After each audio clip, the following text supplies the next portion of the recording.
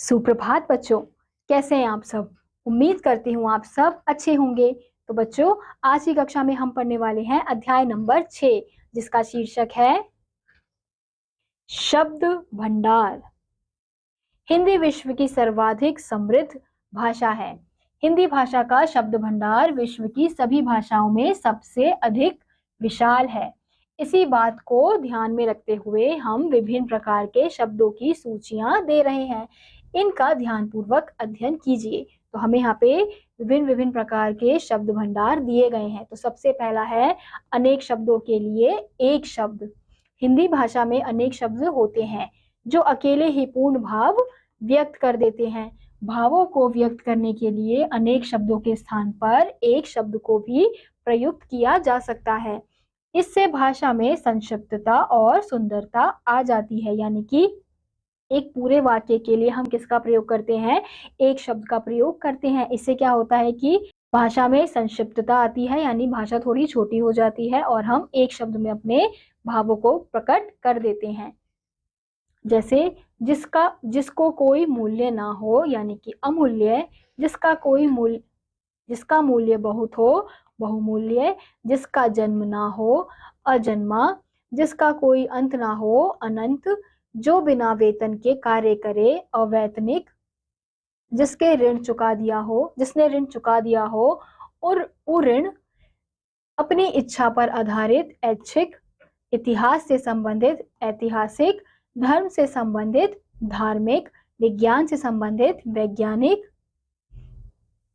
अपने देश की वस्तु, स्वदेशी। दूसरे देश की वस्तु, विदेशी।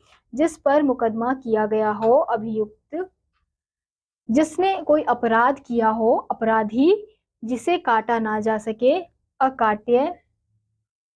जो कार्य मनुष्य के लिए उचित ना हो, अमानुषिक।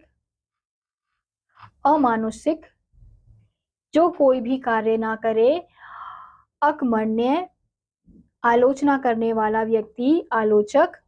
जिसे दंड दिया गया हो, दंडित। तो ये बच्चों उदाहरण थे हमारे अनेक शब्दों के लिए एक शब्द के। यहाँ पे आपको कुछ और उदाहरण दिए गए हैं जिन्हें पढ़कर आप समझ सकते हैं। अब अगला है हमारा समोच्चरित शब्द। कुछ शब्दों का उच्चारण प्रायः समान होता है, किंतु उनके अर्थ में भिन्नता होती है।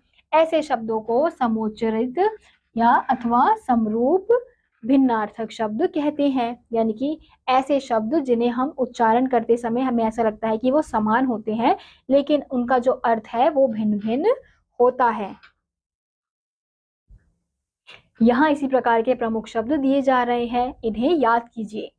पहला है आदि, जिसका अर्थ क्या होता है? आरंभ। आदि यानी कि अभ्यस्त। कुल, सब। कूल, किनारा। उपयोग, काम में लेना। उपभोग, आस्वादन। उर, हृदय। उरु, जांग।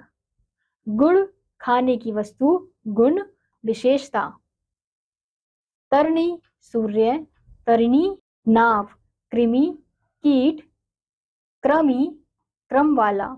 अमृत, सुधा। अमित, बहुत। तो हमने देखा किस प्रकार से यहाँ पे हमें ऐसे शब्द दिए गए थे जिनका उच्चारण करते समय हमें समान रूप प्रकट हो रहा था, लेकिन उनके जो अर्थ थे वो अलग अलग थे। ऐसे ही यहाँ पे आपको और भी उदाहरण दिए गए हैं जिन्हें आप देख सकते हैं। अब अगला है हमारा समानार्थक प्रतीत होने वाले शब्द। हिंदी में अनेक ऐसे शब्द हैं जिनके अर्थ को सूक्ष्मता अर्थात बहुत थोड़े से अंतर के कारण लोग उन्हें एक दूसरे का पूरक अथवा पर्यायवाची मान बैठते हैं, जबकि वास्तव में वे शब्द ना तो एक दूसरे के पूरक होते हैं और ना ही पर्यायवाची। इस प्रकार के कुछ शब्दों का अंतर हम यहाँ स्पष्ट कर रहे हैं। इनके अर्थों की सूक्ष्मता समझिए। शब्द है उपयोग, यानी कि लाभकारी कार्य के लिए प्रयोग। दूसरा शब्द है उपभोग, खाने में प्रयोग करना।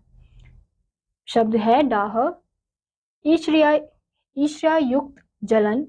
द्वेष, सकारण शत्रुता का अभाव। घर, परिवार से संबंध रखने वाला स्थान। आवास, रहने का कोई भी स्थान। अधर, नीचे का ओठ, ओठ, दोनों ओठ। उत्साह यानी कि जोश, साहस, हिम्मत। तो हम यहाँ देख सकते हैं कि इन्हें वैसे तो इनका पर्यायवाची कहा जाता है, पर ये पर्यायवाची ना होकर इनमें किसी भी बहुत थोड़ा सा एक समानता पाई जाती है, जिस वजह से इन्हें इनका पर्यायवाची शब्द कहा जाता है। अब अगला है हमारा अनेकार्थक शब्द। जिस शब्द के अनेक अर्थ होते हैं उन्हें अनेकार्थक शब्द कहते हैं। यहाँ कुछ अनेकार्थक शब्द अर्थ सहित दिए जा रहे हैं, इनके अर्थ याद कीजिए। तो अज, जिसका अर्थ क्या है? शक्ति, जीव, बकरा, ब्रह्मा। अरुण, सूर्य, सूर्य का सारथी या लाल रंग। अर्थ, धन, ऐश्वर्य, प्रयोजन, हेतु, तात्पर्य। अपेक्षा, आशा, तुलना में। यानी कि ये ऐसे शब्द हैं जिनके शब्द तो एक है लेकिन उनके अर्थ अलग अलग हैं, इसलिए इन्हें क्या कहा जाता है? अनेकार्थक शब्द। ऐसे ही आम, आम क्या होता है? फल भी होता है, और सामान्य किसी बात के लिए भी हम आम का प्रयोग करते हैं। उपचार, उपाय, सेवा या इलाज। पूर्व, एक दिशा का नाम। पहले, कंचन, कांच, सोना, स्वस्थ।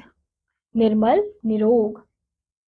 तो बच्चों आप देख सकते हैं इसी प्रकार से आपको और भी उदाहरण दिए गए हैं जिन्हें पढ़कर आप समझ सकते हैं। तो इसी के साथ आज का यह अध्याय यहीं समाप्त होता है। उम्मीद करती हूँ आपको यह अध्याय समझ आया होगा। मैं आपसे मिलूंगी अगली कक्षा में, तब तक के लिए नमस्कार।